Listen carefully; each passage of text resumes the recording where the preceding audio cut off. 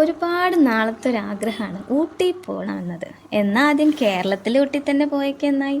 അതെ, കേരളത്തിൻ്റെ ഊട്ടി, റാണിപുരം. കേരളത്തിൻ്റെ തല, അതായത് കാസർഗോഡ് ജില്ലയിലാണ് റാണിപുരം സ്ഥിതി ചെയ്യുന്നത്. ഇന്നും പലർക്കും അറിയാത്തൊരു അടിപൊളി സ്പോട്ട്. റാണിപുരത്ത് പോവുകയാണെങ്കിൽ രാവിലെ നേരത്തെ എത്തണം, എന്നാലേ കോടമഞ്ഞിൻ്റെ ഭംഗി ആസ്വദിക്കാനാവും. ഞങ്ങൾ പിന്നെ ഉറക്കപ്രേമികളായതിനാൽ എല്ലാം കഴിഞ്ഞ് അവിടെ എത്തിയപ്പോഴേക്ക് ഉച്ചയായി. റാണിപുരം എന്ന് കേട്ടിട്ടുണ്ടെന്നല്ലാതെ വഴി അറിയാത്തതിനാൽ ഗൂഗിൾ അമ്മയുടെ സഹായത്തോടെയാണ് ഞങ്ങളും പോയത്. ഉച്ച സമയമായതിനാൽ യാത്ര തുടങ്ങുമ്പോൾ നല്ല ചൂടായിരുന്നു. റാണിപുരത്തോട് അടുക്കും തോറും തണുത്ത കാറ്റ് വീശാൻ തുടങ്ങി. ആഹാ, എന്ത് സുഖം! മരങ്ങൾക്കിടയിലൂടെ തണുത്ത കാറ്റും കൊണ്ടുള്ള യാത്ര ഒരു അനുഭവമാണ്. കൃത്യം 1 മണിക്ക് ഞങ്ങൾ റാണിപുരത്തെത്തി. 60 രൂപയാണ് എൻട്രി ഫീസ്. പ്ലാസ്റ്റിക് കുപ്പിയിൽ വെള്ളം കൊണ്ടുപോവാണെങ്കിൽ 20 രൂപ കൂടി നൽകണം. തിരിച്ചു വരുമ്പോൾ ബോട്ടിൽ നമ്മുടെ കയ്യിലുണ്ടെങ്കിൽ ആ 20 രൂപ അവർ തിരിച്ചു തരും. സന്ദർശകർ പ്ലാസ്റ്റിക് വലിച്ചെറിഞ്ഞ് റാണിപുരത്തിൻ്റെ ഭംഗി കളയാതിരിക്കാനാണ് ഈ തന്ത്രം. അങ്ങനെ ടിക്കറ്റൊക്കെ എടുത്ത് ഞങ്ങൾ മല കയറാൻ തുടങ്ങി. കാടിനുള്ളിലൂടെയുള്ള യാത്ര, ഇടുങ്ങിയ വഴി, കല്ലും ഇലകളും പാറക്കല്ലും നിറഞ്ഞ വഴി, ഇരുവശങ്ങളിലും തിങ്ങി നിറഞ്ഞു നിൽക്കുന്ന മരങ്ങൾ.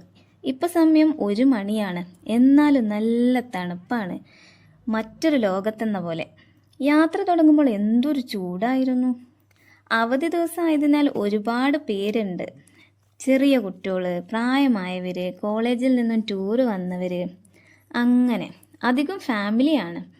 മല കയറാൻ തുടങ്ങുമ്പോൾ ഹിൽ ടോപ്പിൽ എത്തുമോ എന്നൊരു സംശയം ഞങ്ങൾക്ക് ഉണ്ടായിരുന്നു.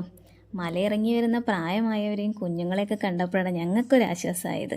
അതെ, ഞങ്ങൾക്കും പറ്റും കയറാൻ. മല കയറൽ അത്ര എളുപ്പമുള്ള കാര്യമല്ല, എന്നാലും അങ്ങനെ അങ്ങ് പിന്തിരിഞ്ഞു പോരാൻ കഴിയില്ലല്ലോ. മല കയറുമ്പോൾ ശ്വസിക്കുന്ന വായുവിന് നല്ല തണുപ്പാണ്. ഇടയ്ക്ക് കാടിനുള്ളിലെ മരവള്ളിയിലിരിക്കുന്നതും പാറയിലിരിക്കുന്നതെല്ലാം നല്ല ഫോട്ടോകൾക്ക് വേണ്ടിയാണ്, അല്ലാതെ ക്ഷീണം കൊണ്ടൊന്നല്ല.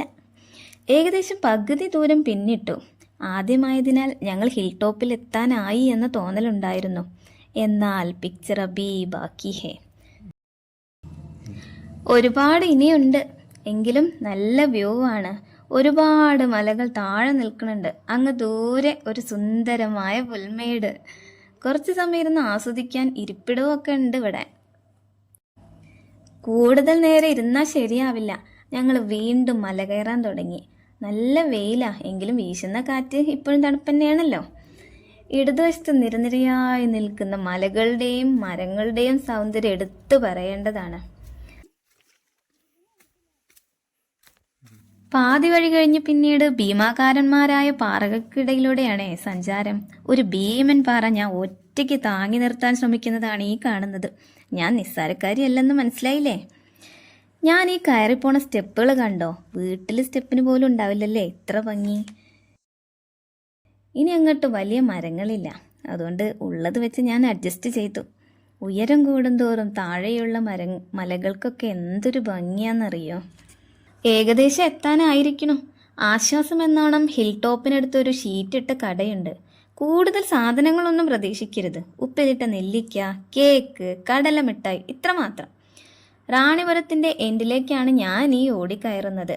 പാറമുകളിൽ കയറരുത് എന്ന മുന്നറിയിപ്പുണ്ട്, അതുകൊണ്ട് പാറമുകളിലൊന്നും കയറിയില്ല. ഇനി നല്ല കിടുക്കാച്ചി ഫോട്ടോകൾ എടുക്കാൻ പറ്റിയ ഒരു സ്പോട്ട് കാണിക്കാം. ഹിൽ ടോപ്പിലെ എൻ്റെ ഫേവറേറ്റ് ഫോട്ടോ സ്പോട്ട്. ഇവിടെ നിന്ന് നോക്കിയാൽ ഏകദേശം മുഴുവൻ കാസർഗോഡും കാണാം. പറഞ്ഞറിയിക്കാനാവാത്ത അത്ര സൗന്ദര്യം. ഒരിക്കൽ കൂടി റാണിപുരത്ത് വരണമെന്ന് നിങ്ങളെ തോന്നിപ്പിക്കും വിധം സുന്ദരമാണ് ഈ യാത്രയും ഇവിടുത്തെ പ്രകൃതി ഭംഗിയും.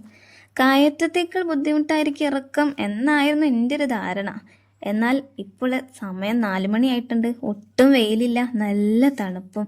കയറിയതിനേക്കാൾ വേഗത്തിൽ താഴേക്ക് എത്തി. ഒരുപാട് സുന്ദരിയാണ് റാണിപുരം. റാണിപുരത്ത് പോകുമ്പോൾ നിങ്ങൾ ശ്രദ്ധിക്കേണ്ട 2-3 കാര്യങ്ങൾ പറയാം. രാവിലെ 8 മണി മുതൽ വൈകുന്നേരം 3 മണി വരെ മാത്രമേ പ്രവേശനമുള്ളൂ. മല കയറുമ്പോൾ തീർച്ചയായും വെള്ളം കയ്യിൽ കരുതണം. രാവിലെ നേരത്തെ പോകുന്നതായിരിക്കും കൂടുതൽ ഭംഗി. അപ്പോൾ ഇത്രയൊക്കെയാണ് റാണിപുരത്തെ എൻ്റെ കാഴ്ചകൾ. വീഡിയോ നിങ്ങൾക്ക് ഇഷ്ടമായി എന്ന് വിചാരിക്കുന്നു. അപ്പോൾ ഓക്കെ, ബായ്.